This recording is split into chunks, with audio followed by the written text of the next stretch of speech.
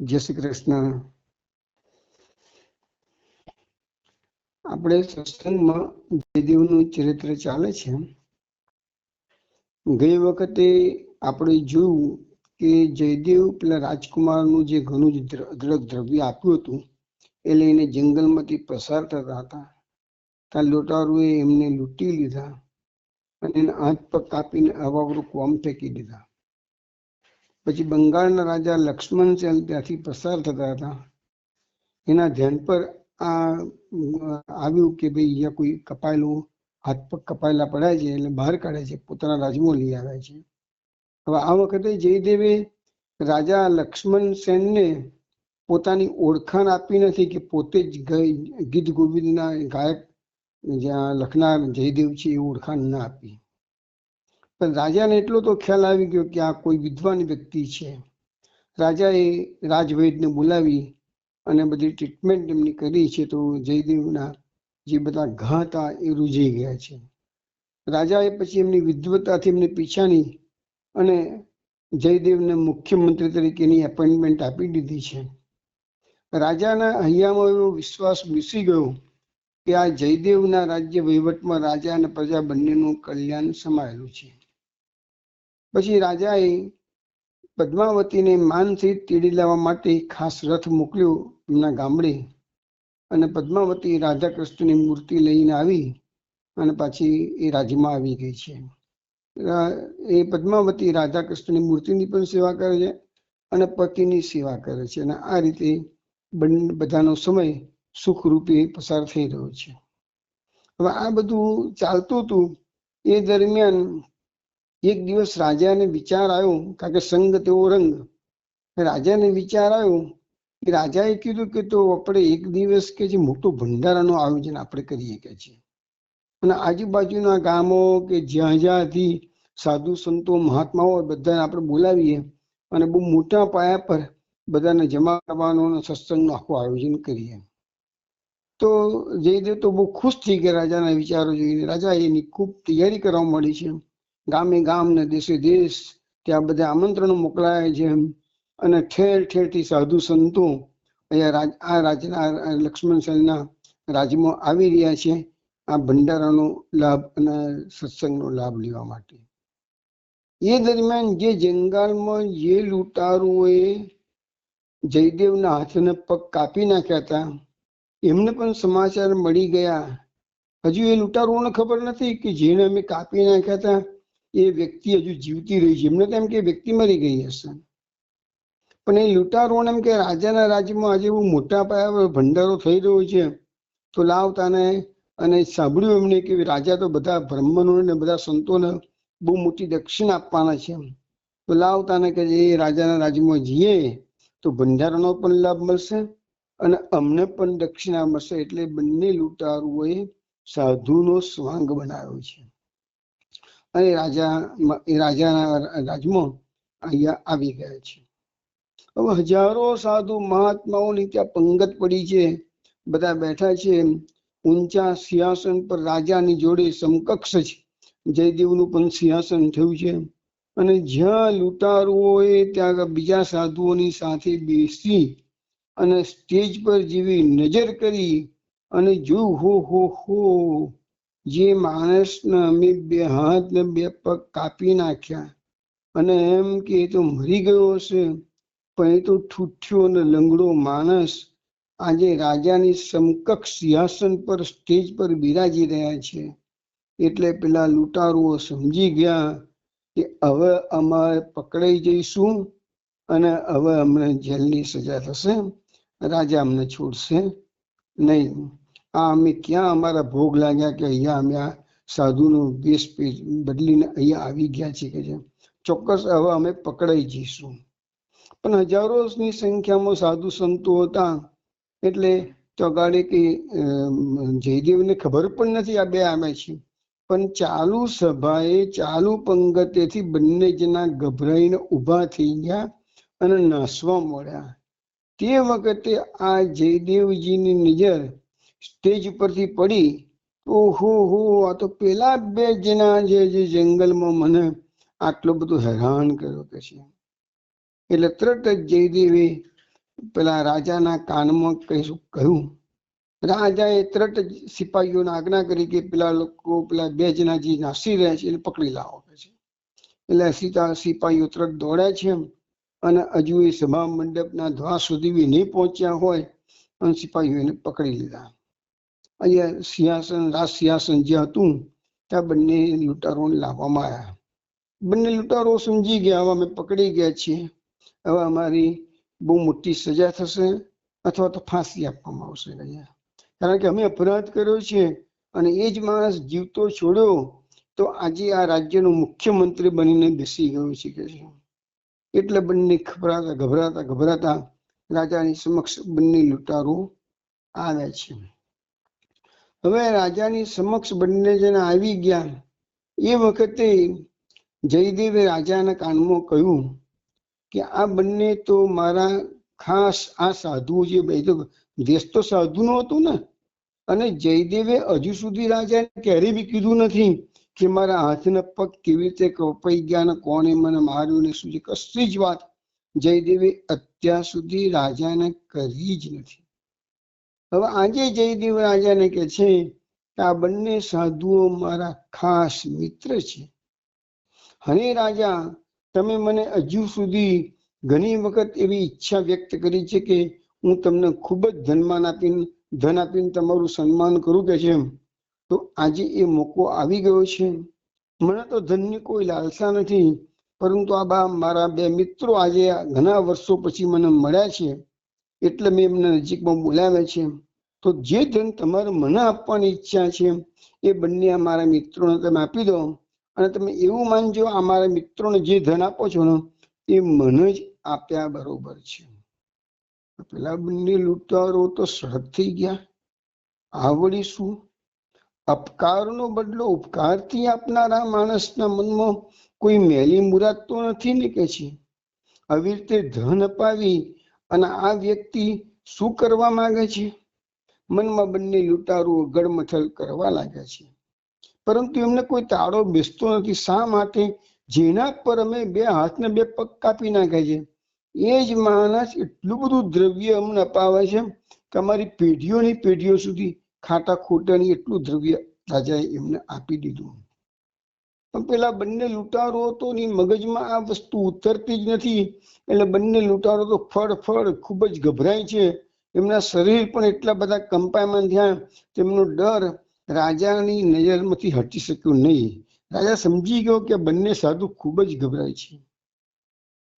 એટલે રાજાએ પેલા બંને સાધુઓને, એટલે જે લૂંટારો હતા એ સાધુના વેશમાં હતા, એને કહ્યું, ભાઈઓ તમે ગભરાશો નહીં, તમે જયદેવના મિત્ર છો તો અમારા પણ તમે ખાસ મહેમાન છો કે છે. તો આટલું બધું દ્રવ્ય તમને મેં આપ્યું છે ને તમારા મનમાં એવો ડર પીસી જતો હોય કે અમે ઘરે પહોંચીએ ત્યાં સુધી અમે રસ્તામાં કોઈ લૂંટી લે તો આવો કોઈ ડર રાખશો નહીં. હું મારો ખાસ સેનાપતિ 4 સૈનિકો સાથે તમારું રક્ષણ કરવા માટે, તમારા ઘરે સહી સલામત તમને પહોંચાડવા માટે હું મોકલું છું, અને તમને આ ઉચકવાની પણ તમારે જરૂર નહીં પડે. આટલું બધું જયરાજ દ્રવ્ય તમને જે બધું આપ્યું છે એ બધું મારા માણસો જ ઉચકશે, મારા સિપાહીઓ ઉચકશે અને તમને ઘેર સુધી સહી સલામત પહોંચાડી દેશે. પછી તમારે શા માટે આવી રીતે ગભરાવાની જરૂર છે? એટલે તમે તમારી ગભરામણને દૂર કરી દો અને સુખેથી તમે તમારા ઘરે સીધા આવો. એમ કરી અને બંને લૂંટારોને તો સમજણ જ નથી પડતી હારું આ બધું શું બની રહ્યું છે. એટલે બંને લૂંટારોને તો મનમાં એમ જ હતું ગમે તેમ થાય અહીંથી ભાગો, જલ્દી ભાગો. લૂંટારોએ જવાની થોડી ઉતાવળ કરી દીધી. રાજાની રજા લીધી. બંને જણા ધન લઈને ચાલી નીકળ્યા અને પછી રાજાના જે 4 સિપાહીઓ હતા અને એનો સેનાપતિ હતો એ એના રક્ષણ માટે જવા મળ્યા. હવે નગરની બહાર બધા આવ્યા છે. આગળ પેલા 2 લૂંટારુઓ સાધુના સ્વંગમાં ચાલી રહ્યા છે. પાછળ ને પાછળ રાજાના માણસો ચાલી રહ્યા છે. મૂંગા બધા ચાલે છે. રસ્તામાં ઘોર જંગલ આવ્યું. પેલો જે સેનાપતિ હતો એના મનમાં ચટપટી લાગી. ચલો ભી કમસે કમ રસ્તો કાપવા માટે પણ થોડી વાત તો કરીએ. એટલે એ બધું મૌન ભેદી, એને મૌનને ભેદી નાખ્યું અને એને પેલા લૂંટારુઓને પૂછ્યું, અરે ભાઈ સાધુ, એ તો સાધુ જ હતા ને, અરે ભાઈ સાધુઓ, આ જયદેવ જેવા મહાપુરુષ સાથે તમારો શું સંબંધ છે? મિત્રતા તો છે, એ તો કીધું અમારા મુખ્યમંત્રીએ, પણ એવી મિત્રતા કેટલા વખત જૂની છે અને કેવી રીતે સંબંધ થયો એનો થોડોક ફોડ પાડો કે છે, તો આપણો રસ્તો પણ કપાય ને એમને પણ તમારી વાતો સાંભળવા મળે. એટલે પેલા લૂંટારુઓએ કીધું કે ભાઈ એ અધિકારી સેનાપતિ, જો સાચી વાત તમને કરીએ છે કોઈને કહેશો નહીં. તો શું વાત છે કે છે? તો કે જેની ખોડ નહીં એની જોડ નહીં. હે સેનાપતિ, ખોડ ખોપન વાળા માણસો હંમેશા મનના બહુ મેલા હોય છે. તમને કદાચ ખબર નહીં હોય, પણ તમારા જે આ મુખ્યમંત્રી છે એ અગાઉના સમયમાં વિંધ્યાચલ રાજ્યમાં ત્યાંના જે મહારાજા હતા એના અંગરક્ષક તરીકે નોકરી કરતા હતા. હવે એક વખત એવું બન્યું, અહીંયા આ લૂંટારુઓ હજુ પણ જયદેવનું બુરું વાત, ખરાબ વાતો કરવામાં જ મશગુલ છે, કારણ કે જે દુષ્ટ છે એની દુષ્ટતા ક્યારેય છોડતો નથી. સજ્જન એની સજ્જનતા છોડતો નથી, કારણ કે અહીંયા જયદેવે અપકારનો બદલો ઉપકારથી આપ્યો, પરંતુ અત્યારે આ લૂંટારુઓ પણ જયદેવના બાબતમાં ખોટી સ્ટોરી ઊભી કરી અને સેનાપતિનું મન ભ્રમિત કરી રહ્યા છે. એટલે કીધું કે વિંધ્યાચલ રાજ્યના જે મહારાજા હતા એના આ જયદેવજી એક જમાનામાં અંગરક્ષક હતા. અમે પણ એમની સાથે નોકરી કરતા હતા, અમે પણ મહારાજાના અંગરક્ષક હતા કે છે. અને બન્યું એક વખત પડોશના રાજાએ આ મહારાજાનું ખૂન કરવા માટે આ જયદેવજીને ખૂબ મોટી લાંચ આપી અને કહ્યું કે ગમે તેમ કરીને તમારા મહારાજાનું કાસણ કાઢી નાખો તો તમારું રાજ અમને મળી જાય તો અમે તમને બહુ મોટી રકમ આપીશું. આ જયદેવે એ રાજાની વાતમાં આવી અને પ્રપંચ કર્યો. એક વખત અમારા વિંધ્યાચલના મહારાજા જંગલમાં શિકારી ગયા. અમે બધા અંગરક્ષકો એમની સાથે હતા. બપોરનો સમય હતો. વિંધ્યાચલના મહારાજાએ એક ઝાડની નીચે વિસામો લેવાનું વિચાર્યું. પોતે આરામ કરી રહ્યા છે અને એની બાજુમાં ઊભા ઊભા આ જયદેવ એમનું રક્ષણ કરી રહ્યા છે. અને એ વખતે જયદેવના મનમાં કપટ પ્રવેશ્યું.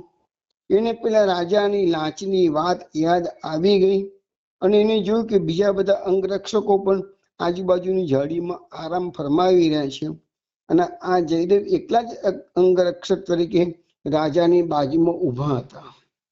એટલે જયદેવે હાથમાં ખંજર લીધું અને રાજાની છાતીમાં ભોંકવા માટેની તૈયારી કરી જ રહ્યા છે, પણ થોડાક દૂર ઊભા હતા અને એનો પ્રપંચ કોઈ બીજા એક અંગરક્ષકોનો પણ જે ઉપરી અધિકારી હતો એના ધ્યાનમાં આવી ગયું. તરત જ એને દૂરથી દોડી અને આ જયદેવના હાથમાં જે ખંજર હતું, જે રાજાને ભોંકવાની તૈયારીમાં જયદેવ હતા અને ત્યાં જ પેલો ઉપરી અધિકારી હતો એ આવ્યો અને એને જોરદાર એવી રીતે એક લાત મારી કે જયદેવનું ખંજરે દૂર પડ્યું ને જયદેવે બહુ દૂર પડી ગયા. આ ખડભડાટ આ અવાજ થયો એની અંદર તો રાજા જાગી ગયા. રાજાએ પૂછ્યું પેલા અંગરક્ષકોના ઉપરીને, ભાઈ શું થયું? તારે એને કહ્યું કે સાહેબ, મહારાજા સાહેબ, આ તમારો જે અંગરક્ષક છે જયદેવ, અમે એને સોંપી અને મેં બધા થોડા વિશ્રામ ફરમાવતા હતા આજુબાજુની ઝાડીમાં. એના મનમાં કપટ આવી ગયું લાગે છે, એને તમારે મારી નાખવા માટે ખંજર ઉગામ્યું હતું કે છે, પણ અમે આપને બચાવી લીધા છે. રાજાના આયોગોનો ગુસ્સો. તરત જ પોતાના બીજા અંગરક્ષકો બધા ભેગા થઈ ગયા. આ બધી ખડભડાટમાં બીજા અંગરક્ષકોનો હુકમ કર્યો. એમાં આ બે જે સાધુ હતા એ કહે છે અમે પણ એમના અંગરક્ષકમાં ત્યાં આગળ હતા જ. એટલે અમે બે જણા એકદમ નજીક આવી ગયા. રાજાએ તરત હુકમ કર્યો કે આ જયદેવને હમણાં તમે લોકો ભેગા થઈને મારી નાખો. મારા આવો અંગરક્ષક જોઈએ નહીં. એટલે બાજુની ઝાડીમાં અમે બંને જણા જયદેવને લઈ ગયા. જયદેવ અમારા ખાસ મિત્ર હતા, વર્ષો સુધી અમે સાથે રહેલા, એટલે ઝાડીમાં જઈને જયદેવે મને ઘણા કાલાવાલા કર્યા અમને બંને જણાને, અને કીધું કે તમે કોઈ પણ સંજોગો મને અત્યારે બચાવી લો કે છે, પણ હવે મને મારી નાખશો નહીં કે છે. એટલે કે છે કે અમને પણ અમારા ઘણી જૂની ફ્રેન્ડશીપ હતી, મિત્રતા હતી, એટલે દયા આવી ગઈ. એટલે અમે શું કર્યું, એ ઘોર જંગલની અંદર ઝાડીમાં જયદેવના 2 હાથ ને 2 પગ કાપી નાખ્યા, અને એ 2 હાથ ને કપાયેલા 2 હાથ ને 2 પગ લઈ અને રાજાને બતાવી દીધું કે જુઓ કે જે માણસ મરી ગયો છે, અને ઝાડીમાં એની લાશ તમે ફેંકી દીધી છે કે છે. રાજા પણ માની ગયો કે 2 હાથ ને 2 પગ કપાયેલા હતા એટલે કે છે. હવે આ બધી વાત અત્યારે આ લૂંટારુઓ જે સાધુના સ્વાંગમાં છે, ઘોર જંગલમાંથી પોતાના ઘર તરફ જઈ રહ્યા છે, પાછળના ભાગમાં રાજાના સિપાહીઓ અને એના અધિકારી આવી રહ્યા છે, અને આવી વાતો બોલે છે. નકરો પ્રપંચ થઈ રહ્યો છે. ધરતીમાંથી આ પ્રપંચ સહન થયો નહીં. ધરતીમાં ભક્તનું અપમાન સહન કરી શકતી નથી, અને ત્યાં જ ધરતી ફાટી અને એના પટની અંદર ઊંડાણમાં ભૂગર્ભની અંદર બંને લૂંટારુઓ સમાઈ ગયા. પાછી ધરતી જેવી હતી એવી સમતલ થઈ ગઈ. એટલે પેલા 4 સિપાહીઓ અને સેનાપતિ એકદમ ગભરાઈ ગયા. હારો કે હા શું ચમત્કાર. એટલે બધા જે દ્રવ્ય હતું એ તો સિપાહીઓના હાથમાં હતું. એ દ્રવ્યના પોટલા પાછા લઈને નગરમાં પાછા આવ્યા છે. જંગલમાં તો અધવચ્ચે આ લોકોને કોઈ સમજણ પડી જ નહીં કે શું બની રહ્યું છે, અને બધા ખરેખર તો ગભરાઈ ગયેલા હતા. એટલે થોડી વાર માટે પણ ઉભા રહીને જોવા નથી ઉભા રહ્યા કે શું બની રહ્યું છે. ગભરાયેલા 4 સિપાહીઓ અને સેનાપતિઓ બધા પાછા આવ્યા. આવીને તરત જ વાત કરી દીધી રાજાને. જયદેવ ત્યાં બિરાજમાન હતા, અને કહી દીધું કે ભાઈ આ પ્રકારની બનાવ જંગલમાં બન્યો છે. એટલે અધિકારીની આગળ ચાલતા લૂંટારુઓ બેતાળમાં ખરક થઈ ગયા. ધરતી જેવી તેવી સમતલ થઈ ગઈ. અહીંયા લખે છે કે પોતાનો અપરાધ ભગવાન ક્ષમા કરી લે, પરંતુ ભક્તોને રંજાડનારા દુર્જનોને તો સખ્ત સજા કરે નહીં, ત્યાં સુધી ભગવાનના પણ અંતરને અજંપો સમાતો નથી કે છે. બધાએ આવીને તો વાત કરી છે. હવે જયદેવની આંખમાંથી ગંગા અને યમુનાની માફક આંસુની ધારા વહેવા લાગી. સંતોનું અંતર તો મીન જેવું હોય છે. કોઈનું પણ દુઃખ એ સંતો જોઈ શકતા નથી. પારકાની પીડા એ સંતોને પોતાની પીડા લાગે છે. જયદેવની આંખમાંથી અશ્રુધારા વહેવા લાગી. આકાશ બની નજર કરી છે જયદેવે, અને ગણગણા સ્વરે જયદેવ ભગવાનની સ્તુતિ કરવા લાગ્યા. હવે શું થાય છે કે જયદેવના મુખમાંથી જેમ જેમ પશ્ચાતાપ ભરી પંક્તિઓ પ્રકટ થવા લાગી, તેમ તેમ જયદેવના બંને ઠૂંઠા હાથ અને લંગડા પગ સાજા થઈ, અને પાછા જેવા એવા હતા એવા જ બંને હાથ અને પગ થઈ ગયા. આ દ્રશ્યો જોતા જ રાજા ખૂબ ભાવ વિભોર થઈ ગયા, અને લાંબા થઈને જયદેવના ચરણોમાં ધડી પડ્યા. આવો ચમત્કાર રાજાએ જોયું. રાજા પણ વિચારો પડી કે આ બધું શું થઈ રહ્યું છે. રાજાને કઈ ખબર પડતી નથી. કારણ જયદેવે કહ્યું કે મહારાજા, મારા ગત જન્મના પાપ હજી અત્યારે મોડ બળ્યા છે, ત્યાં મારા ચરણોમાં પડી મારું કર્મબંધન શા માટે વધારી રહ્યા છો?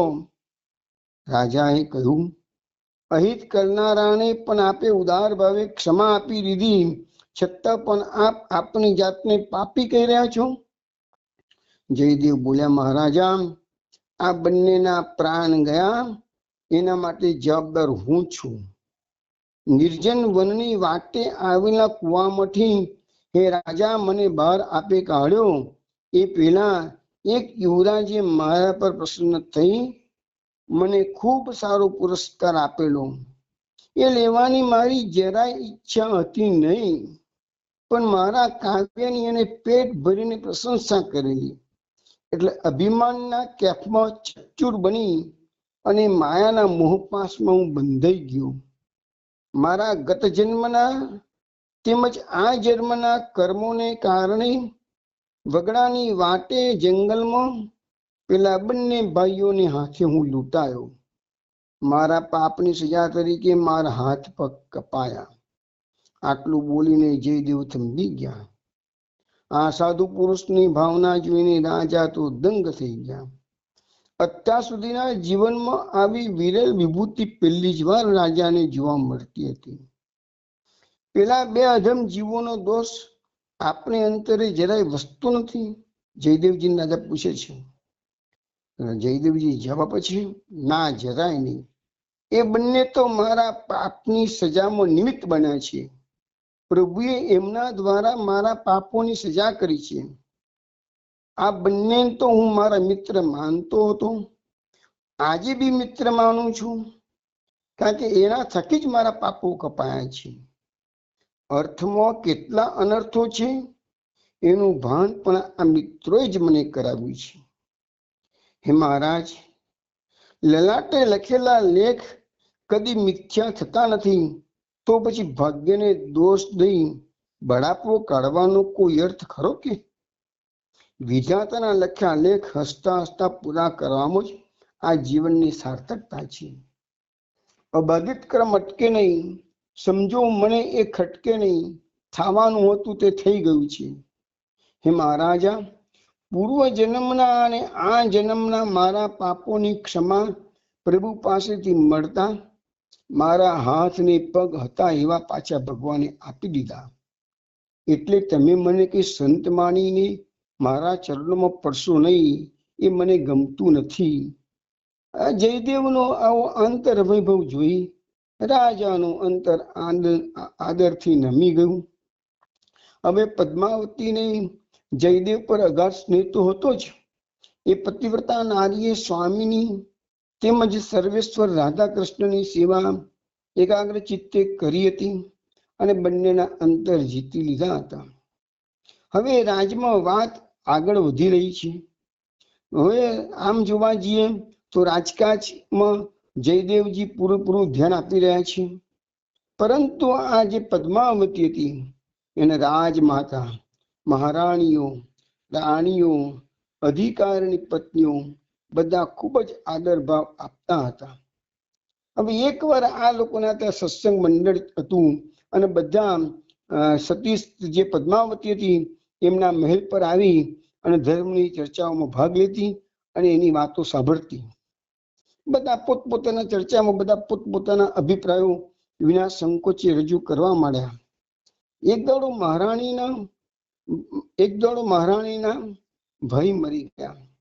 તો મહારાણીની જે ભાભી હતી એને એમના ભાઈની સાથે એમ કે સબની સાથે જ પોતે જીવતા બળી મરી અને સતી થઈ ગઈ. તો મહારાણી માએ આ વાતનો ઉલ્લેખ પદ્માવતી જોડે કર્યો છે અને પોતાની ભાભીના ખૂબ પેટ ભરીને વખાણ કર્યા મહારાણી માએ કે મારી ભાભી એવી સતી સ્થિતિ કે ભાઈ મરી ગયો તો એની જોડે જોડે મારી ભાભી પણ ચિતા પર જીવ બેસીને સતી થઈ ગઈ છે. તો બીજી બધી રાણીઓ અને બીજી બધી જે પત્નીઓ હતી અધિકારીઓની, એ લોકો તો બધી ખૂબ આનંદથી આ વાતને વધાવી લીધી અને એ મહારાણીની ભાભીના ખૂબ મોંફાટ વખાણ બધા કરવા લાગ્યા. પરંતુ પદ્માવતીએ કશું સ્મિત ફરકાવ્યું પણ કશું બોલી નહીં, મૌન સેવ્યું. મહારાણી બોલ્યા, પદ્માવતીજી, તમે કેમ કશું બોલતા નથી? સતી સ્ત્રી માટે મેં જે અભિપ્રાય વ્યક્ત કર્યો છે શું આપણે બરાબર લાગ્યો નથી? કે જે પતિ મરી જાય અને એની બાજુમાં સુઈને એની પત્ની જીવતે જીવ પોતાનો દેહ અર્પણ કરી દે અગ્નિને, તો એ સતી ના કહેવાય કે છે? તમે શા માટે આ વાતમાં કશું બોલતા નથી? ત્યારે પદ્માવતી જવાબ આપે છે કે મહારાણી માં, ક્ષમા કરજો, નાને મોડે મોટી વાત કરું છું. પતિના સ્વર્ગવાસ પછી ચિત્તામાં પતિ સાથે સ્વર્ગે સંચરનાર સ્ત્રી સતી છે એ વાત મારી દ્રષ્ટિએ તો સાધારણ કક્ષાની છે. તો મહારાણીજીએ પૂછ્યું, તો પછી તમારી દ્રષ્ટિએ કઈ વાત મોટી કહેવાય? તો મહારાણી માં ચિતાએ ચડી પતિ સાથે સ્વર્ગે સંચરનારી ઘણી સ્ત્રીઓને તો ઈચ્છા ન હોવા છતાં પરાણે બળી મરવાનું સહગમન કરવાનું એ લોકોને ફરજ પાડવામાં આવે છે.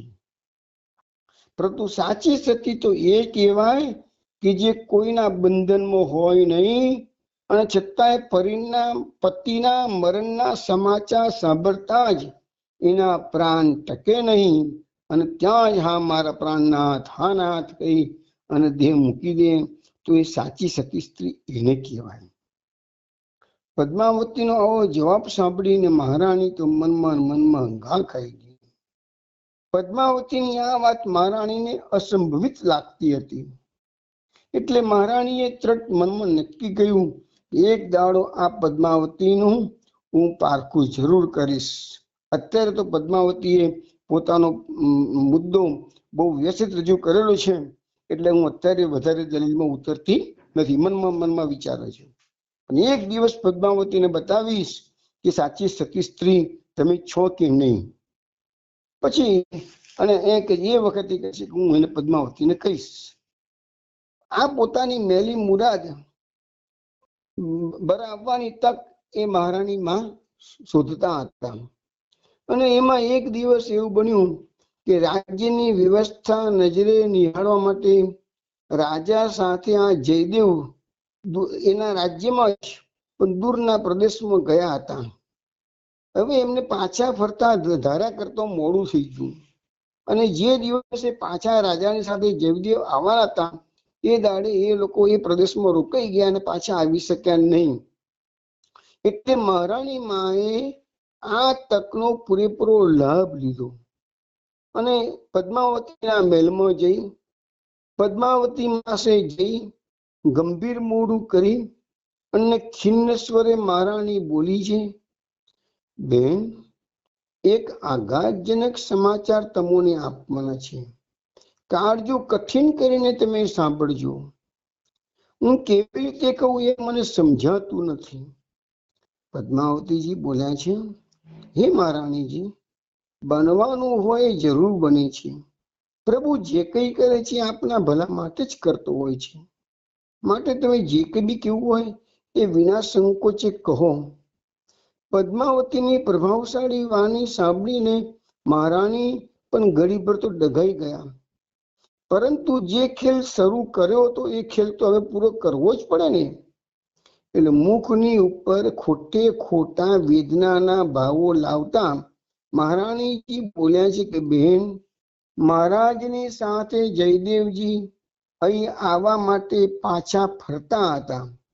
ત્યાં વનના રસ્તે એક હિંસક વાઘે પાછળથી એમના પર જીવલેણ આક્રમણ કરીને જયદેવજીને ફાડી ખાધા છે. મહારાજે એમના અંગરક્ષકોએ એમને જયદેવજીને બચાવવા ખૂબ પ્રયત્નો કર્યા, પણ વાઘ તો પોતાનો શિકાર લઈ અને જંગલમાં ભાગી ગયો. હવે મહારાણીના મુખેથી પતિના સ્વર્ગવાસના સમાચાર સાંભળતા જ પદ્માવતીના મુખમાંથી સાહજિક જ શબ્દો સરી પડ્યા, શ્રી કૃષ્ણ શરણમ મમ, શ્રી કૃષ્ણ શરણમ મમ, શ્રી કૃષ્ણ શરણમ મમ. અને આ શબ્દોચ્ચાર સાથે જ એ પદ્માવતીનો દેહ નિશ્ચેતન બનીને જમીન પર પછડાઈ પડ્યો. જાણે વૃક્ષને વળગેલી વેલ તીવ્ર કુથરા ઘાતથી વૃક્ષથી વિખૂટી પડી જમીન પર પડી જાય તેમ. હવે મહારાણી તો ગભરાયા. મહારાણી તો અમસ્તું પારખું કરવા ગયા હતા, પણ પારખું તો ઝેરનું સાબિત થયું. પદ્માવતીના પ્રાણ પરવારી ગયેલા જોતા જ મહારાણીના મુખ પર કાળી શાહી ધોળાઈ ગઈ. એક સતી નારીના સતનું પારખું લેવા જતા પોતે મહારાણી જ હત્યારણ બની ગઈ છે.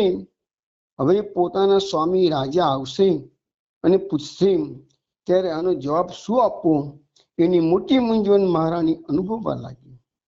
હવે આ કરુણ ઘટનાના સમાચાર આખા રાજ્યમાં ફેલાઈ ગયા.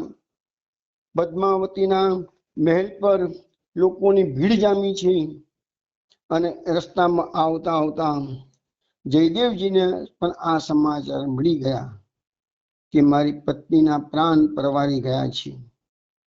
હવે રાણીની વિચારધારા રાણી પણ ગભરાવા મળી છે.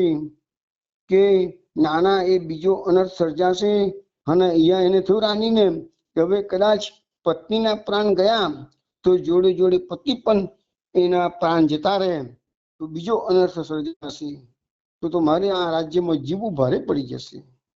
તો રાજા અને જયદેવ પ્રવાસેથી પાછા ફર્યા. પદ્માવતીના પરલોક પ્રયાણના સમાચાર રસ્તામાં એમને મળી ગયા હતા, એટલે રાજા પણ સીધા પદ્માવતીને મેળી ગયા છે. જયદેવના આવાસની આસપાસ હજારો લોકો આવી ગયા છે. જયદેવની ભક્તિએ તેમજ પદ્માના પ્રેમાળ સ્વભાવે રાજધાનીમાં ઘણો મોટો આદરભાવ જન્માવ્યો હતો. પદ્માવતીના ઓચિંતા અવસાનની વિગતવાર વાત જાણી દાસી પાસેથી સાંભળી જયદેવ જરાય ખિન્ન થયા નથી, ઉદાસ થયા નથી. જયદેવનો મહારાણી પ્રત્યે રોષની લાગણી પણ ઉદ્ભવી નથી. મહારાણી ત્યાં જ ઉભા હતા. ક્રોધના અંગારા વરસાવતા રાજા બોલ્યા, અરે મહારાણી, કોઈના પણ પ્રાણ સાથે ખતરનાક ખેલકોલવાનું કામ તો દાનવોનું જ હોઈ શકે. આટલા વર્ષોથી મારી સાથે તમે રહ્યા, મારું પડખું સેવ્યું, છતાં આવી આસુર વૃત્તિ તમારામાં ક્યાંથી આવી? રાજા ઠપકો આપી રહ્યા હતા. એ જયદેવને ગમ્યું નહીં. જયદેવજી બોલ્યા છે કે હે મહારાજા, મહારાણીજી પર આપ નાહકના રોષે ભરાઈ રહ્યા છો. આમાં ચિંતા કરવા જેવું કે ક્રોધે ભરાવા જેવું કોઈ કારણ નથી. મારા સ્વર્ગવાસના અસત્ય સમાચાર સાંભળી પદ્માના પ્રાણ પરલોકે પંથે પ્રયાણ કરી ગયા છે, પરંતુ હું તો અહીં જીવતો પાછો આવ્યો છું. હવે એ વાત મારે એને પદ્માને સ્વર્ગની પાર પહોંચાડવી પડશે, અને મારો સંદેશો જેવો પદ્માવતી પાસે પહોંચશે તો પાછો એનો આત્મા આ ખોડિયામાં આવી જશે. માટે મહારાજ આપ ચિંતા ના કરો. મહારાજ, ધાર્યું ધરની ધરનું થાય. પ્રભુની પરવાનગી વિના તો પાંદડું સુદ્ધા ફરકી શકતું નથી. અરે મારો 14 બ્રહ્માંડનો નાથ કરતા હતા છે. મને તો સમર્થ સર્વેશ્વરનો સદ્ધર આશરો મળેલો છે. અને આમ કહીને જયદેવે તો પ્રભુની પ્રાર્થના કરવા માંડી. કરતા હરતા સમર્થ મારો સાંભળો, એની ઈચ્છાને દુનિયાને આધીન બને બધા દિન સમર્થ મારો સાંભળો. પાન હાલી ન શકે આજ્ઞા વિના, એક ઈશારે સૃષ્ટિ સર્જાય, પ્રલય પણ થાય, સમર્થ મારો સાંભળો. પ્રાણી માત્રની દોરી છે જેના હાથમાં, એને ખેંચાને સગડા ખેંચાય, જીવે મરી જાય, સમર્થ મારો સાંભળો. એક એનો પુનિત મારે આશરો, એનું બોલાવ્યું મુખે બોલાય, બધું બની તું જાય, સમર્થ મારો સાંભળો. જયદેવની પ્રાર્થનાની પંક્તિઓ પ્રગટ થવા લાગી. તેમ તેમ પદ્માના નિશ્ચેતન દેહમાં પ્રાણનો સંચાર થવા લાગ્યો. ભક્ત જયદેવ તો પ્રભુના ધ્યાનમાં એકાગ્ર બની દેહભાન ભૂલી ગયા હતા. પદ્માવતીના દેહમાં પ્રાણનો પુનઃ સંચાર થતા એનું રોમે રોમ ચેતનવંતું થઈ રહ્યું હતું. થોડી વારમાં તો સતી પદ્માવતી આળસ મરડીને બેઠી થઈ ગઈ. મહારાજા અને મહારાણી એકી અવાજે બધા બોલી ઉઠ્યા છે, સતી પદ્માવતીનો જય હો, ભક્ત જયદેવનો જય હો, ભક્તાધીન ભગવાનનો જય હો. જોત જોતામાં તો જયનાદોથી આકાશ છવાઈ ગયું. જયદેવ અને પદ્માના ભક્ત જીવનની સુવાસ દૂર દૂર સુધી પ્રસરવા લાગી. પણ પદ્માનું પારખું લેવાયા પછી જયદેવનું દિલ આ રાજ માટે ઉઠી ગયું. ગમે તેવા ભક્તિમય વાતાવરણમાં રહેવા છતાં રાજસ પ્રકૃતિ પોતાનો ભાગ ભજવ્યા વિના રહેતી જ નથી. એ વાતની પ્રતીતિ જયદેવને અહીં મળી ગઈ હતી. છતાંય જયદેવ રાજમાં થોડા દિવસ રોકાયા, અને થોડા દિવસ પછી જયદેવે રાજાની પાસે વિનંતી કરી કે મારે પોતાના વતનમાં પાછા જવું છે. રાજા પાસે રજા માંગી છે. આથી રાજાના દિલમાં પણ ઘણું દુઃખ થયું. પણ મહારાણીએ કરેલા કૃત્યની યાદ આવતા જ એમનું મસ્તક લજ્જાના ભારથી નીચું ધરી ગયું. રાજાએ દ્રવિત દિલે બંનેને વિદાય આપી. જયદેવને કે પદ્માવતીની રાજસુખમાં પણ કઈ આસક્તિ હતી નહીં. પછી રાજાના રાજમાંથી વિદાય લઈને પદ્માવતી અને કવિ જયદેવ બંને પોતાના વતનમાં પાછા આવ્યા છે અને અહીંયા પોતાનું જે ઓરિજિનલ ઘર હતું કિંદુ બલવલમાં એમાં રહેવા લાગ્યા છે. એમની પાસે મૂડીમાં તો એકમાત્ર રાધા કૃષ્ણની મૂર્તિ હતી અને જયદેવ અને પદ્મા બંને આ મૂર્તિની સવારે સેવા પૂજા કરતા અને બાકીના સમયમાં જયદેવ અહીંયા ગીત ગોવિંદ કાવ્યની રચના જે અધૂરી હતી, કારણ કે પેલા રાજા લક્ષ્મણ સેનના રાજમાં તો એને એટલું બધું ધ્યાન આપવું પડતું હતું કે ગીત ગોવિંદ કાવ્ય જે લખવાની શરૂઆત જગન્નાથપુરીમાં થઈ હતી એ અધૂરું જ હતું. પરંતુ એ ગામડે આવ્યા પછી જયદેવ પાસે ખૂબ જ સમય હતો અને પ્રભુએ કૃપા કરી અને આ લોકોના ઘરે એમને ક્યારેય ભિક્ષા માગવા જવું ના પડે એવી વ્યવસ્થા પ્રભુએ બધી ગોઠવી આપી હતી. એટલે બંને પતિ પત્ની ભગવાનની સેવા પૂજામાં જ ચિત્ત રાખતા હતા અને જયદેવ બાકીના બધા સમયમાં ગીત ગોવિંદ કાવ્યનું જે રચના અધૂરી હતી એ પૂરી કરવામાં ધ્યાન આપવા મળ્યું કે છે. પણ એ દરમિયાન એક બનાવ એવો બન્યો કે જયદેવ એક દિવસ સવારે ગીત ગોવિંદનું કાવ્યનું સંસ્કૃતમાં બધી જેમ જેમ પંક્તિઓ સ્ફૂર્તિ હતી એમ લખવા જતા હતા આગળ. પરંતુ એક દિવસ એવું બન્યું કે લગભગ સવાર બળી થઈ ગઈ હતી અને જમવાનો સમય થઈ ગયો. ત્યાં સુધી જયદેવનું ગીત ગોવિંદ લખાઈ રહ્યું હતું, પરંતુ એક પંક્તિ એવી આવતી હતી કે જયદેવ લખે પાછળ ચેકી નાખે, જયદેવ લખે પાછળ ચેકી નાખે. જયદેવના મનમાં એ પંક્તિ સ્ફૂર્તિ હતી, પણ જયદેવ વિચાર્યું કે ના, મારાથી એવું ન લખાય. એ પંક્તિનો અર્થ એવો થતો હતો કે શ્રી કૃષ્ણ ભગવાન રાધાજીની જગાડી એ પંક્તિમાં એવું હતું કે અહીંયા ભગવાન રાધા કૃષ્ણની માન લીલા ચાલી રહી છે. આ ગીત ગોવિંદ એ રાધા અને કૃષ્ણના દિવ્ય પ્રેમનું વર્ણન કરતું મહાકાવ્ય છે. અહીંયા માન લીલા ચાલી રહી છે એટલે શ્રી કૃષ્ણ ભગવાન રાધાજીને મનાવી રહ્યા છે. રાધાજીને મનાવતા બોલે છે, હે રાધે તારી આ હઠ છોડી દે, તારા ચરણો મારે મસ્તક પધરાવ પણ તારી આ હઠ છોડી દે. સંસ્કૃતમાં શબ્દો આવતા હતા, દેહી પદ પલ્લવ ઉદારમ, દેહી પદ પલ્લવ ઉદારમ. પણ જયદેવને થયું કે ના, પ્રભુ આવી તો માગણી રાધાની પાસે કરી જ ના શકે. મારાથી એવું લખાય જ નહીં કે રાધાજીના ચરણો ભગવાનના મસ્તકે મૂકવાનું. એટલે આ ભક્તિઓ એમને વારંવાર સ્ફુરે લખે એવી ગડમથલમાં જયદેવ હતા. ત્યાં પદ્માવતીએ અવાજ કરીને કહ્યું કે નાથ, આજે ઘણો સમય થઈ ગયો, હજુ તમે કાવ્ય લખવામાંથી ફ્રી થયા નથી. તમારે ગંગા સ્નાનનો સમય થઈ ગયો છે ક્યારનો. હવે જે વખતે ગંગાજી આમના ગામની બહાર થોડી દૂર વહેતા હતા તો ગંગાજીમાં જવું ને પાછું આવવું 4-5 કિલોમીટર થઈ જતા હતા જવામાં. તો તમે જલ્દી જાઓ, ગંગાજીમાં સ્નાન કરી આવો. સામગ્રી મારી તૈયાર થઈ ગઈ છે, ઠાકોરજીને ભોગ આવવાની તૈયારી છે. તમે જલ્દી ત્યાં જઈને સ્નાન કરીને આવશો, ત્યાં સુધીમાં ઠાકોરજીને ભોગ પણ આવી જશે અને પછી આપણે પ્રસાદ લેવાનો છે. તો એ બધું ઘણું આજે મોડું થઈ ગયું છે. આપ તો બહુ એકાગ્ર ચિત્તે ગીત ગોવિંદ લખવામાં એમાં તલ્લીન થઈ ગયા, આપણને સમયનો આજે ખ્યાલ ના રહ્યો. જયદેવે જોયું, સાચી વાત છે, આકાશમાં સૂર્ય એકદમ માથા પર આવી ગયો હતો. જયદેવે લખવાનું કલમ કાગળ નખડીઓ બધું બાજુ પર રાખ્યું.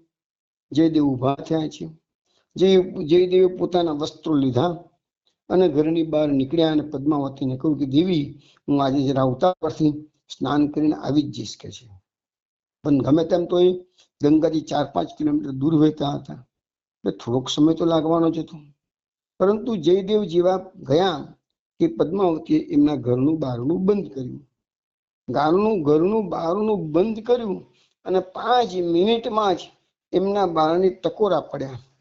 પદ્માવતી વિચારે છે મારા નાથ તો ગંગા સ્નાન કરવા ગયા છે, હજુ હમણાં જ ગયા છે, એટલામાં પાછા કોણ આવ્યું હશે? એટલે બારણું ખોલે છે તો સામે જુએ છે તો પોતાના નાથ જયદેવ પોતે ઉભા છે. પદ્માવતી આશ્ચર્યભરી આંખથી જયદેવને જોઈ રહી. નાથ, આ હું શું જોઈ રહી છું? કે કેમ? કે તમે તો ગંગા સ્નાન કરવા ગયા હતા, તો એટલા જલ્દી કેમ પાછા આવી ગયા? તો દેવી વાત એવી છે કે મારો રોજનો નિયમ તો ગંગા સ્નાનનો હતો કે છે, પણ આજે સવારથી હું ગીત ગોવિંદ લખવા બેઠો તો તને એક પંક્તિએ મને બહુ હેરાન કરી દીધું કે છે, અને સ્ફુરન થતું નતું મને કાવ્યનું. તો મને અત્યારે જતા જતા રસ્તામાં એક કાવ્યનું સ્ફુરન થઈ ગયું છે કે છે. એટલે થયું કે પહેલા હું જઈને લખી દઉં, નહીં તો પાછું કંઈક વિસ્ફુરન થઈ જશે, વિસ્મરણ થઈ જશે. એટલે આજે હું મારો નિયમ તોડું છું અને ઘરે સ્નાન કરી અને પ્રસાદી લઈશ કે છે. પહેલા હું કાગળ અંદરના રૂમમાં જઉં અને પેલી પંક્તિઓ મને જે સ્ફુરન થઈ છે એ લખી દઉં. એટલે આવેલા જયદેવ અંદરના રૂમમાં ગયા, પંક્તિઓ જે સ્ફુરન પામી હતી એ બધી એમને પકડે લખી દીધી છે. પછી બહાર આવ્યા ત્યાં સુધીમાં પદ્માવતીએ પાણી સ્નાન માટે તૈયાર કરી દીધેલું. પદ્માવતીને આશ્ચર્ય થયું કે મારા નાથનો વર્ષોથી ગંગા સ્નાનનો નિયમ હતો, આજે નિયમ કેમ તોડ્યો? પરંતુ એની સમજમાં કઈ વાત આવી નહીં. ઘરના આંગણે જયદેવે ગંગા સ્નાનની માફક સ્નાન ગંગાજીને યાદ કરીને કરી લીધું. એટલામાં તો પદ્માવતીએ ઠાકોરજીને ભોગ ચડાવી અને થાળી પ્રસાદી પીરસી લીધી. જયદેવે પ્રસાદ પામી લીધો. પછી અંદરના રૂમની અંદર જયદેવજી આરામ કરવા માટે ગયા. એમની જે અધરામૃતની જે થાળી હતી પતિદેવની, એ થાળીમાં પદ્માવતી જમવા બેઠી છે. પદ્માવતીનો પણ વર્ષોથી નિયમ હતો કે પતિદેવના જમાડ્યા પછી એમની જ થાળીમાં પદ્માવતી જમવા બેસે. આવો નિયમ હતો પદ્માવતીનો. હજુ પદ્માવતી થાળી પર મોડ બેઠી છે અને ત્યાં જ બારને ફેરથી ટકોરા પડ્યા. પદ્માવતી વિચાર કરે છે, કોણ આવ્યું હશે અત્યારે? તરત જ પદ્માવતી ઊભી થઈ, બારણું ખોલ્યું, જોયું તો પોતાના નાથ જયદેવ સ્નાન કરીને આવી ગયા છે, ઊભા છે. પણ એકદમ વિસ્ફારિત નહીં, આંખો પોળી થઈ ગઈ પદ્માવતીની, અને આવકાર પણ આપતી નથી જયદેવને, અને એકદમ સામે સામે ટગર ટગર જોયા કરે છે. જયદેવ કહે છે, પદ્માવતી, આજે તને શું થયું છે કે છે? તું મને જોઈને આટલી બધી કે છે કેમ એ થઈ ગઈ છું કે છે? તારી આંખો આટલી બધી પોળી કેમ થઈ ગઈ છે કે છે? કે ના, તમારી સમજમાં નથી આવતું. શું સમજમાં નથી આવતું કે છે? તો થોડીક વાર પહેલા તમે આવ્યા, સ્નાન કર્યું, પેલી પંક્તિઓ સ્ફુરન પામતી નથી, પંક્તિઓ તમે લખી, ઘરના આંગણે સ્નાન કર્યું, તમે પ્રસાદી પામ્યા અને અંદરના રૂમમાં જઈને પૂઢી ગયા, તો આ હું શું જોઈ રહી છું કે છે? તો જયદેવ તાત્કાલિક ઘરમાં દાખલ થયા, ઉભી રહે કે છે. કયા રૂમમાં? તો કે પેલા તમારા શયનખંડમાં. એ તો આવીને સુઈ ગયા છે કે છે તમે આવીને. જયદેવ તરત જ શયનખંડમાં ગયા, જોયું પોતાની પથારી ચોળાયેલી હતી. રાધા કૃષ્ણ પોતાની નિશાની રૂપે એક મોરપીંછ પથારીમાં મૂકીને જતા રહેલા કૃષ્ણ ભગવાન. જયદેવ તરત જ લેખન કાર્ય જે ચાલતું હતું ત્યાં એ રૂમમાં ગયા, જોયું તો પોતાની પંક્તિઓ જે સવારની સ્ફુરન પામતી નથી અને પોતે જે વસ્તુ વારંવાર લખીને ચેકતા હતા, તો એ જ વસ્તુ રાધા દેહી મેં પદ પલ્લવ ઉદારમ, એ શબ્દો પાછા ફેરથી ભગવાને લખી દીધા અને કીધું, જયદેવને બતાવવા માંગે છે પ્રભુ કે મેં જે લખ્યું હતું એ જ બરાબર હતું અને મને માટે પણ એ મંજૂર છે કે છે. હે રાધે, તારું માન છોડ, તારા મસ્તક મારા પધરાવ અને આ હઠ છોડ. તારા ચરણ મારા મસ્તક પધરાવ અને આ હઠ છોડ. તો એ જ વસ્તુ ભગવાનને મંજૂર હતી. હવે જયદેવે વિચાર્યું, જયદેવે પ્રભુને પ્રાર્થના કરવા મળી કે પ્રભુ, તમે દેવી પદ્માવતી પર તો કૃપા કરી, તમે તો એની સાથે વાર્તાલાપ કર્યો, એના હાથની પ્રસાદી તમે આરોગ્યા, તમે તો એની જોડે થોડો સહવાસ પણ કરી દીધો, અને આ દાસ તમારો જે છે એને પણ આખી જિંદગી તમારી ભક્તિ કરી છે, તો શું મારા પર કૃપા નહીં કરો કે છે? એટલે ત્યાં જયદેવે પ્રભુને વિનંતી કરીને કહ્યું કે પ્રભુ તમે પદ્માવતી પર જેવી કૃપા કરી છે એવી કૃપા મારા પર કરીને અત્યારે પધારશો તો જ હું આ પ્રસાદી ગ્રહણ કરીશ, નહીં તો હું નહીં લઉં કે છે. અને પછી જયદેવ ગડગડા સાદે ભગવાનની પ્રાર્થના કરે છે કે પ્યારા પ્રભુ તલસાવના રાજુ ક્યાં સુધી, અધીર બનતી આંખડી આંસુ વહાવું ક્યાં સુધી, સુક્યા અશ્રુ નયનથી તુજ વિરહના અગ્નિ થકી, ભડકા બળે ભડભડ બળે જીગર જલાવું ક્યાં સુધી, પ્યારા પ્રભુ તલસાવના રાજુ ક્યાં સુધી, વ્યાપી રહ્યો તું વિશ્વમાં એ શુષ્ક વાતો લાગતી, પ્રગટમાં નિરખ્યા વિના મનને મનાવું ક્યાં સુધી, પ્યારા પ્રભુ રાજુ ક્યાં સુધી, પુનિતનું છે શાસ્ત્ર ટૂંકું, તું મળે છો તો સૌ મળ્યું, તત્વ જ્યાં મળતું નથી પાણી વલો ક્યાં સુધી, પ્યારા પ્રભુ રાજુ ક્યાં સુધી. હવે ભક્તના સ્વરમાં પ્રભુ મિલનનો તીવ્ર તલસાટ હતો. આ તલસાટની પાસે વિભુને વશ થવું પડ્યું. પદ્માને તો પ્રભુએ જયદેવના રૂપમાં દર્શન આપ્યા હતા. એને બનાવેલી સ્વાદિષ્ટ રસોઈનું નૈવેદ્ય પ્રભુ આરોગ્ય હતા. અરે પદ્માએ જ સજાવેલી સૈયા પર શ્યામ સુંદરે વિશ્રામ કર્યો હતો. હવે ભક્ત દંપતીની દર્શનની તીવ્ર ઝંખના નિહાળી શ્રી હરિએ શ્રી કૃષ્ણ રૂપે દર્શન આપ્યા. પ્રભુએ એક હાથમાં બંસરી ધારણ કરી છે. વિશ્વને મોહ પમાડે એવો મોહક હાસ્ય કરતો કરતો ચેલછબીલો આજે સામે ઉભો છે. માથા ઉપર મોર મુકટ ધારણ કરેલો છે.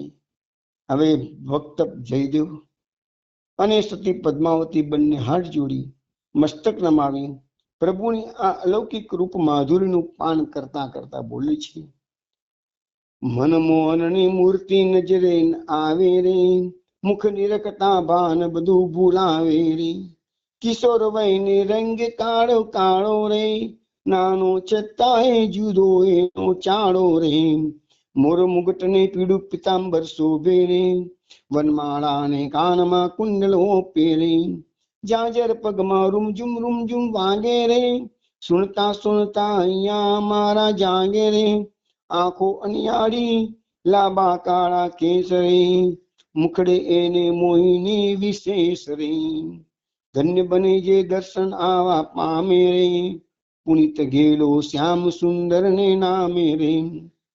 હવે શ્રી કૃષ્ણ ભગવાન પ્રેમ ભરેશ્વરે બોલ્યા છે કે તમે બંને પતિ પત્ની ખરેખર તમારો ગ્રસ્થાશ્રમ દીપાયો છે. તમે એકબીજાના પૂરક બન્યા છો. એટલે જ તમે આવું જગ પ્રસિદ્ધ ગીત ગોવિંદ કાવ્ય લખી શક્યા છો. આ મહાકાવ્યની રચના વખતે તમે એમાં તમારું હૃદય રેડ્યું છે. શબ્દે શબ્દે તમારા અંતરની ઉર્મિઓ છોડો ઉડાડી રહી છે. તમારી ભક્તિનો એને મધુરો પુટ લાગ્યો છે.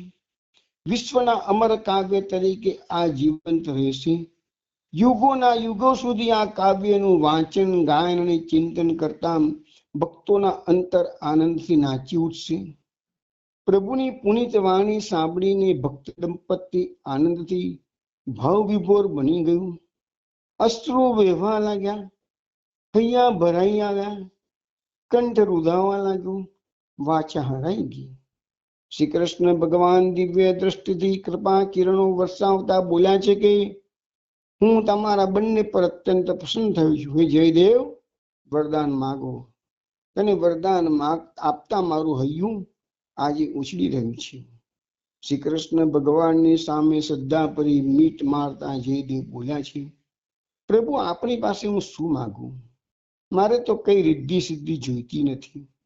ઋષિ મુનિઓને જે દુર્લભ એવી મુક્તિ પણ હું માગતો નથી. પરંતુ છતાંય આપ આગ્રહ કરી ગયા છો તો આપણા ચરણનો મને દાસ બનાવો. ચિત્ત સદાય આપના ચરણોમાં ચોટેલું રહે એવું વરદાન આપો. અને હે પ્રભુ, હવે પછી મારો બીજો જન્મ થાય તો કોઈ ભક્તના ઘેરે મને જન્મ આપજો. અને જો તમને આ મારી માગણી વધુ પડતી લાગતી હોય તો એમ કરજો, મને કોઈ ભક્તના દાસનો પણ દાસ બનાવજો, મને ચાલશે. અરે ભાઈ, હે પ્રભુ, તમને કદાચ આ મારી માગણી વધુ પડતી લાગતી હોય તો એમ કરજો, મારો આવો પછીનો જન્મ થાય તો કોઈ ભક્તના ઘેરે મને ગાય બનાવજો કે છે. તમને જો કદાચ એ પણ યોગ્ય ના લાગતો કે મારી એ પણ લાયકાત ના હોય તો પ્રભુ એમ કરજો, કોઈ ભક્તનો મને ઘોડો બનાવજો, તો એ ભક્તને એક ગામથી બીજે ગામ જવા કે સત્સંગ જવા માટે કમસે કમ હું કામ તો લાગી શકું. તો આ પ્રકારના પોતાના ભાવ ભગવાનની સમક્ષ જયદેવે પ્રદર્શિત કરી રાખ્યા છે. ભક્તની ભાવના જોઈને ભગવાન પણ ડોલી ઉઠ્યા છે. ભક્ત દંપતીને વરદાન આપીને ભગવાન અંતર્ધાન થઈ ગયા.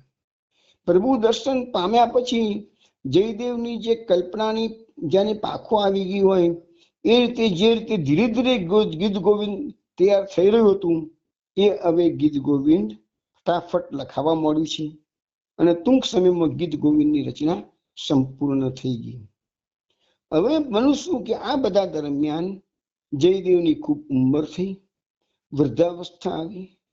હવે જે ગંગાજી હતા એ ગામના પાદરથી પણ ઘણે દૂર વહેતા હતા, પણ જયદેવે વર્ષોથી એક નિયમ રાખેલો, જ્યારે આ ગામમાં રહેતા હોય અથવા તીર્થયાત્રામાં ન ગયા હોય તો ગમે તેમ થાય પણ ચાલીને જઈને ગંગાજી સ્નાન કરી ને પાછા આવવાનું એમનો એક નિયમ હતો.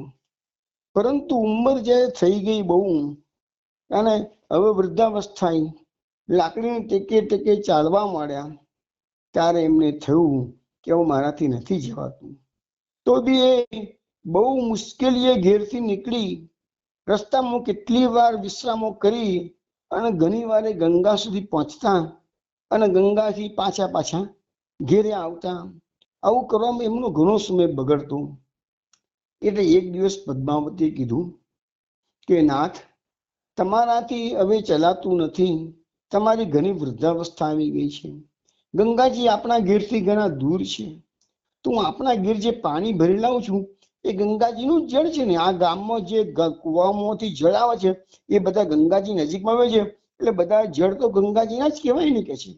તો તમે એટલી બાંધછોડ કરી લો અને આ ગંગાજીનું જળ જે આપણા ઘરે આવે છે ગંગાજી કુવામાંથી, એનું સ્નાન કરી અને તમે મન મનાવી લો. તો જયદેવજી જવાબ આપે છે કે હે દેવી, નિયમ તો મેં યુવાન વયે લીધો હતો, શરીર અશક્ત થઈ ગયું એટલે શું થઈ ગયું, લાકડીને ટેકે મળ ચાલી તો શકું છું કે છે, એટલે એમાં કોઈ મારાથી બાંધછોડ થાય નહીં, અને બાંધછોડ કરું તો પ્રભુ નારાજ થઈ જાય. દેવી, નિયમ એટલે નિયમ. નિયમ એ એક જાતની તપશ્ચર્યા છે. પ્રભુના રાજીપા કે નારાજી માટે કઈ નિયમ લેવાનો નથી. નિયમ તો આપણા અંતરના આનંદ માટે લેવાનો હોય છે. નિયમમાં કોઈ જ છટકબારી ચાલી શકે નહીં. માણસ પોતાના સ્વાર્થ ખાતર કે પોતાની સગવડતા ખાતર નિયમમાં છટકબારી મૂકે તો પછી એ નિયમ રહેતો નથી, એ તપ રહેતું નથી. માત્ર પોતાના અંતરાત્માને અને ખુદ પરમાત્માને છેતરવાની છેતરપિંડી બની જાય છે. સ્વામીના મુખેથી આવો નિયમનો મહિમા સાંભળી પદ્માવતીના મનનું દુઃખ થોડું ઓછું થયું. પતિના તપને એ પણ ભક્તિભાવે જોવા લાગી. થાકી જવા છતાં, હાંફી જવા છતાં ગંગા સ્નાનની ટેક પણ દિવસ પાળ્યા વિના ભક્ત જયદેવે જાળવી રાખી. પરંતુ ભક્તની આ ટેકે શ્રીહરિના હૈયાને હરાવી નાખ્યું. પોતાના ભક્તની વ્યથા જોઈને હવે દીનાનાથનું દિલ ધરી ઉઠ્યું. ભક્તનો શ્રમ નિવારવા, ભક્તની ટેક જાળવવા ગંગાજીએ પોતાનો પ્રવાહ બદલીને ગામને પાદરે વહેતો કર્યો. જે ગંગાજી ગામથી ઘણા દૂર હતા એ ગંગાજી અત્યારે ગામની અડોઅડ નજીકમાં વહેવા લાગ્યા. સવારે લોકો ઉઠ્યા અને જોયું તો આજે ભક્ત જયદેવનું ગુણગાન કરવા લાગ્યા બધા કે આ ભક્તના પુનિત પ્રતાપે અમારા ગામની અંદર આજે ગંગાજી આવી ગયા છે કે છે. અને ગંગાજીનો પ્રવાહ જ્યારે પાદર પાસેથી વહેતો લખ્યો, લોકોના આશ્ચર્યને અવધિ ના રહી. લોકોએ ફટાફટ જઈ અને જયદેવને ખુશ ખબર આપી છે કે જયદેવ ને બધા એ લોકો જેને કીધું કે આ તો આપની ભક્તિનો જ ચમત્કાર છે. જયદેવના કાને આ સમાચાર પડ્યા. એ પણ હર્ષ ગેલા થઈને ગામની પાદરે પહોંચી ગયા. ગંગાજીના જળને મસ્તકે ચડાવીને ગદગદ કંઠે જયદેવ બોલે છે, માં, દીકરો તમારી પાસે રોજ આવતા થાકી જતો હતો, એટલે દીકરાને સ્નેહ જળમાં સ્નાન કરાવવા માટે અમારા ગામના પાદર આવીને બેસા છો. માં, મારા પર તમારી આવી અસીમ કૃપા વરસી રહી છે. શ્રી હરિએ મારા પિતાએ જ પુત્રનું દુઃખ જોઈ અને આપને આજ્ઞા કરી હોય એવું લાગે છે. અરે મારા પ્રભુ, મારો નિયમ જાણવવા, મારી ટેક સાચવવા આપે મારી માતાને અહીં સુધી આવવાની તસ્દી લેવાનો આદેશ કેમ આપ્યો? મારા જેવા એક તુચ્છ માનવી માટે આપે અશક્યને શક્ય કરી બતાવ્યું. જયદેવ તો પ્રભુની ભક્તિમાં પાગલ બની પોતાના મનોભાવ વ્યક્ત કરવા લાગ્યા. ગંગાજીનો પ્રવાહ પાદર પાસે વહેવા લાગ્યો. ત્યારથી જયદેવના ગંગા સ્નાનમાં ઘણી સુગમતા સર્જાઈ. જયદેવના ઉત્તરાવસ્થાના દિવસો સાનુકૂળ પત્નીના સહચારમાં અને રાધા કૃષ્ણની સેવામાં ખૂબ સારી રીતે વીતવા લાગ્યા. હવે જયદેવનું ચરિત્ર હજુ થોડુંક બાકી છે, તો વૈષ્ણવ હવે કાલે થોડુંક લઈશું. 15 મિનિટનો સત્સંગ, હજુ થોડાક પ્રસંગો બાકી છે, નાનું બાકી રહ્યું છે એ કાલે, પછી કાલે નામદેવના પ્રસંગો આપણે લઈશું. જય શ્રી કૃષ્ણ.